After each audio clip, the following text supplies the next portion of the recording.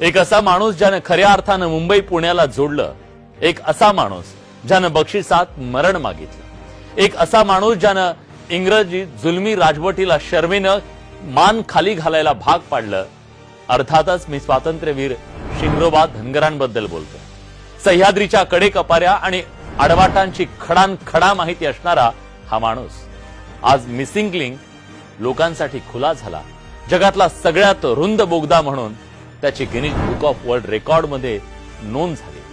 अभियांत्रिकीचा एक उत्कृष्ट नमुना म्हणून या बोगद्याकडे पाहिलं जातंय, पण हा मार्ग शोधण्याचं खरं श्रेय जातं ते स्वातंत्र्यवीर शिंगरोबांना। ते कसं? यासाठी आपल्याला इतिहासाची पानं जरा चाळावी लागतील।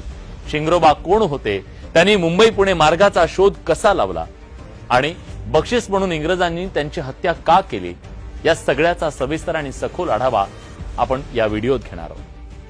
मंडळी नमस्कार, मी विलास बडे आणि तुम्ही पाहताय न्यूज 18 मराठी। मंडळी, साल होतं 1850।